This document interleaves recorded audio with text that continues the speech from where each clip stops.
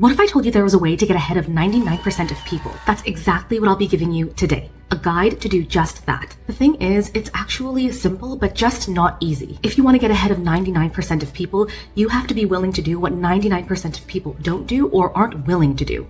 You're astounding. You're the best there is. Now, there is a lot of content out there about things like dopamine detoxes, setting goals, getting rid of distractions, and while that's all good, if you're anything like me, you might be thinking, maybe something is missing, or maybe there's something else out there. But who am I and why should you care? I'm the author of an Amazon best-selling book, speaker, Governor General Academic Medal winner, and after helping students get into schools like these, I'm on a mission to share with anyone who wants it some tips that I hope will help you reach success. In this video, I'll talk about what we can learn from successful people. Then I'll give you my tips to reach success. I hope you stick around, it's about to get nerdy. One of the books I lean on time and time again is The 7 Habits of Highly Effective People. This is Sean Covey, the author of 7 Habits, a New York Times best-selling author, American business executive, and speaker. He writes about being proactive, taking responsibility for your life, and beginning with the end in mind, among other things. And while there's no single magical formula to reaching success, there may be something that we can learn from successful people, and with science. This is Richard Feynman, described as the best mind since Einstein. Feynman was a renowned theoretical physicist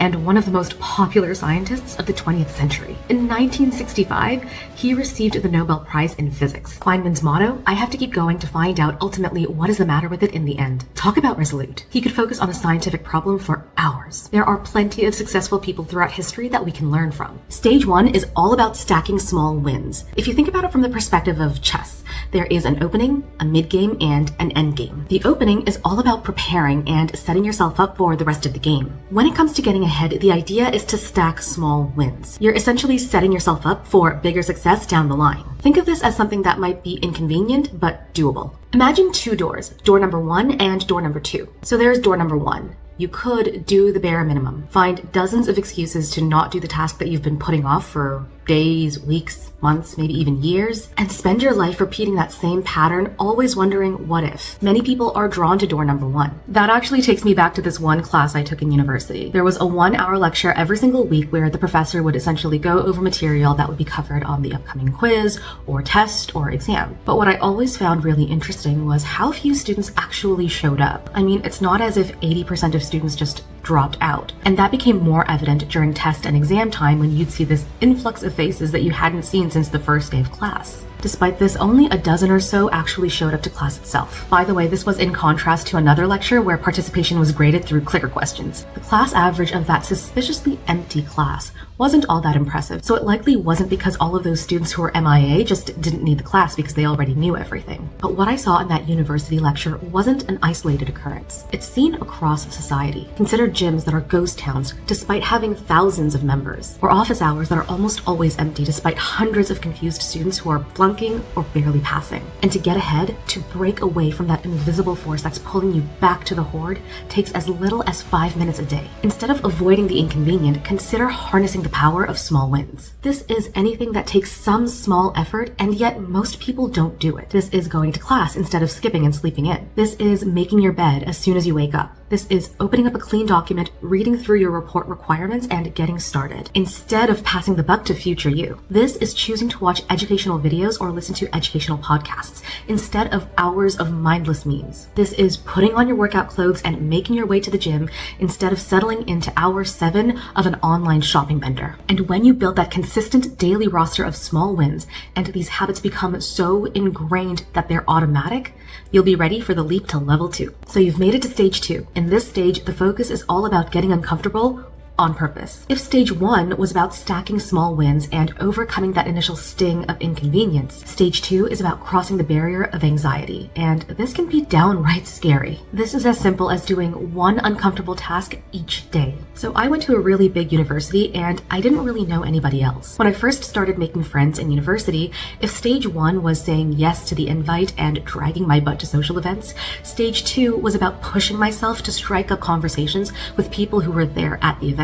For someone else, say at school, that may mean raising your hand to ask a question, or locking in at the library to run through expert-level practice problems for a tough exam, even though a new episode of your favorite historical romance drama just came out. Or maybe someone took credit for an idea that you came up with at work. Instead of conspiring against this workmate and, say, spiking an important experiment to yield a highly interesting result, and then maniacally laughing as the poor soul fails to reproduce the results while their supervisor breathes down their neck for years questioning their competence, you could be the bigger person. I mean, consider how much of our lives are designed with convenience and comfort in mind. The fridge is empty, but you don't feel like seeing anyone today? You can get your groceries delivered. Or heck, skip cooking altogether and just get takeout. Need to get somewhere that's a few blocks away, but don't feel like walking? Catch a ride with the press of a button. I'm not knocking these, by the way, and I won't act like I'm so high and mighty that I've never used these apps. But what I am saying is that choosing discomfort on purpose sometimes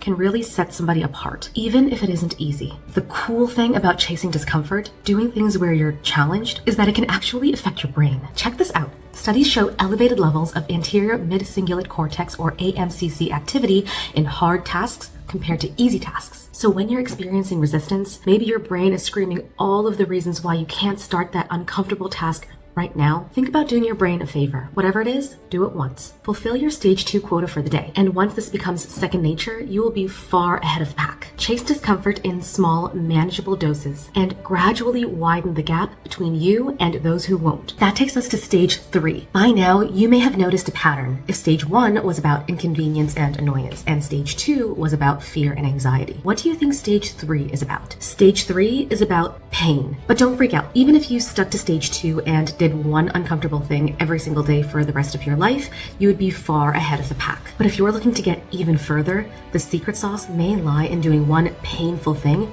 every day. If you wanna be strong, you gotta throw yourself in pain. Pain and discomfort aren't the same. Discomfort might be studying hardcore for 3 months straight to prepare for the MCAT, or spending weeks or even months submitting your med school applications. But it's only painful if you get rejected. Similarly, it's uncomfortable to ask a potential new friend to hang out, but it's only painful if they say no. No rejection? You didn't reach stage 3. This is Jia, entrepreneur, blogger, TED speaker, and author. And for 100 days, he actively sought ways to get rejected. What could go wrong? From requesting a burger refill to asking a stranger to plant a flower in their backyard, he learned to conquer that fear of rejection. He learned that he could fulfill his life's dream simply by asking. So stage 3 can be downright painful because it's about intentionally seeking out rejection and making it a daily habit that you welcome as a source of growth. And if that sounds like a bad idea, I mean, fair enough. I'm just a person on YouTube. I don't know your personal situation. But to get philosophical for a moment, I do think there's always going to be pain in life. It's hard to avoid. So either you choose the pain that you confront, or life will choose it for you. We must all suffer from one of two pains, the pain of discipline or the pain of regret. The difference is discipline weighs ounces while regret weighs tons. Jim Rohn, American entrepreneur, author, and motivational speaker, is credited with this quote. And I'd say there's something to this. By the way, I am not at all saying that you should put yourself in extreme, dangerous, or harmful situations on purpose. What I am saying is that in life, what's painful for one person might not be so painful for another. If saying no to your friends and foregoing a night out with them causes you pain, or if going to the gym and working out in front of everybody causes you pain, then you might be onto something. As long as you aren't in pain due to improper form that leads to injury, of course. Frankly, being human means that pain is just around the corner. And I'm not saying that to bum you out, but when it does find you, you'll find yourself at a fork in the road. On one hand, many of us would naturally say, why me?